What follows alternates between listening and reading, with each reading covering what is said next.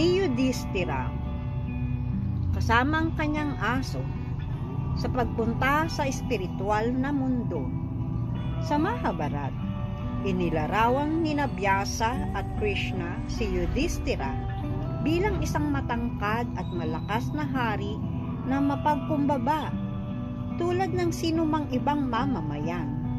Siya ang hari ng Indraprastha at sa kalaunan, inilarawan siya bilang masugid na tagasunod ng Dharma na ang puso ay dalisay at hindi mahahawakan ng mga makamundong tukso. Ilang taon pagkatapos ng digmaan sa Kurukshetra, nagpasya ang matagumpay na Pandava na magretiro at talikuran ang kanilang kaharian sa payo ni Sage Vyasa. Matapos ang pagkakaroon ng koronasyon ni Pariksit bilang hari ng Hastinapur at ni Vajra bilang hari ng Indraprastha, sinimulan ng mga Pandava kasama ang kanilang asawang si Draupadi ang kanilang paglalakbay sa India at sa Himalayas. Si Yudhishthira ang nanguna, sinundan ng mga kapatid na sina Bhima, Arjuna, Sahadev, Nakula at si Draupadi. Sa simula ng kanilang paglalakbay, isang aso ang nakipagkaibigan sa kanila at sinamahan sila sa buong panahon.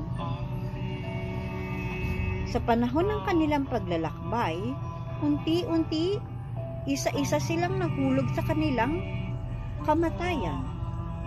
Bumigay sa kanilang kahinaan. Nang magsimula silang tumawid sa Himalayas, si Draupadi ang unang nahulog. Tinanong ni Bhima si Yudhishthira kung bakit siya na isang matuwid at may mabuting puso ang unang nahulog. Sumagot si Yudhishthira na ang kanyang pagkakamali ay ang labis na pagkakagapos kay Arjuna, attachment kay Arjuna. Iyon ang kanyang pagkukulang. Ang sumunod na nahulog ay si Sahadev. Ang dahilan ng kanyang pagbagsak ayon sa paliwanag ni Yudhishthira kay Bhima ay ang kanyang kayabangan sa kanyang talino. Iyon ang kanyang pagkukulang. Pagkatapos, nahulog si Nakula. Ang aral sa kanyang pagkabagsak ayon sa dating hari ay ang kanyang paghanga sa sarili niyang kagandahan. Iyon ang kanyang pagkukulang. Nang mahulog ang tanyag na mandirigma na si Arjuna, sinabi ni Yudhishthira kay Bhima na siya ay matalino ngunit mayabang at labis na nagtitiwala sa sarili. Iyon ang kanyang pagkukulang. Ang huling Pandava na nahulog bago makumpleto ang paglalakbay patungong langit ay si Bhima. Sa kanyang pagkapagod, habang siya ay bumabagsak, tinanong niya ang kanyang kapatid kung ano ang dahilan ng kanyang pagkukulang. Sumagot si Yudhishthira na ang kanyang pagkukulang ay nasa labis niyang pagkasakim at katakawan. Kumakain siya ng labis nang hindi iniisip ang iba na nagugutom, kaya siya ay bumagsak. Nagpatuloy si Yudhishthira sa kanyang paglalakbay, hindi natitinag sa pagkawala ng kanyang mga mahal sa buhay. At sa buong panahon na iyon, ang aso ay patuloy na kasama niya. Bago siya umakyat sa langit, bumaba si Indra sa kanyang karwahe at inalok si Yudhishthira na sumakay upang sila ay makasama sa pagpunta sa langit. Bilang halimbawa ng lahat ng mabuti at matuwid, tinanggihan ni Yudhishthira ang alok ni Indra. Sinabi niya na hindi siya makakapunta sa langit nang walang Draupadi at ang kanyang mga kapatid.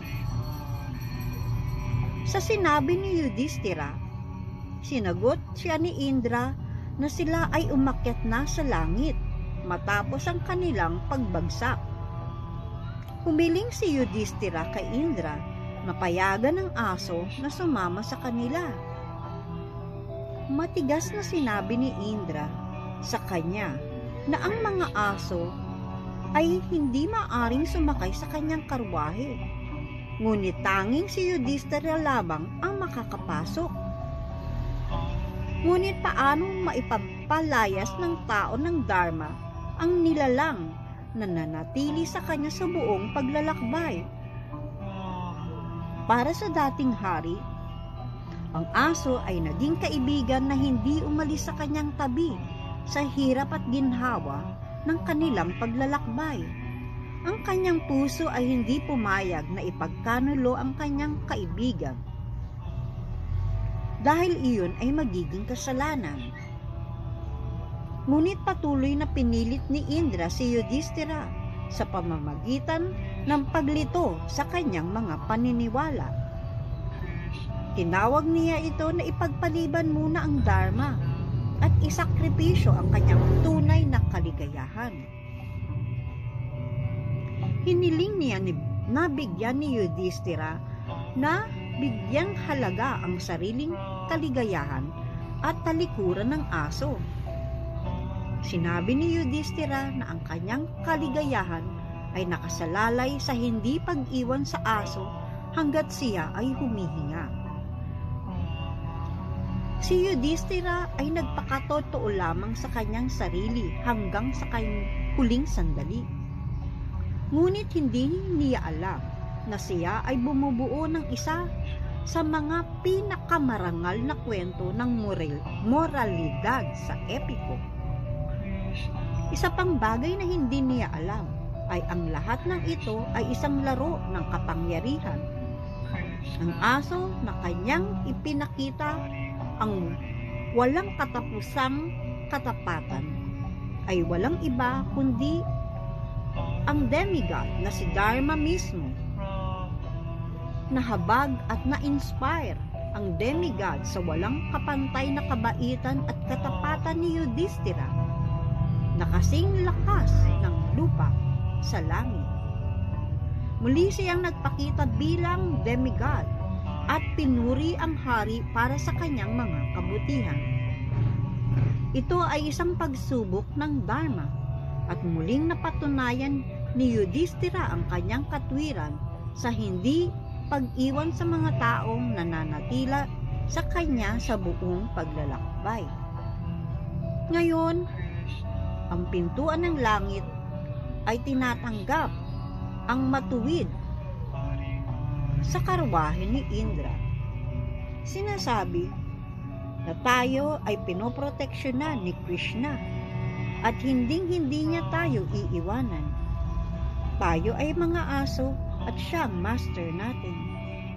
Kanya, responsibilidad niya tayo, na tulad ni Yudhishthira na inakong responsibilidad niya ang kanyang mga kapatid at ang kanyang alagang aso.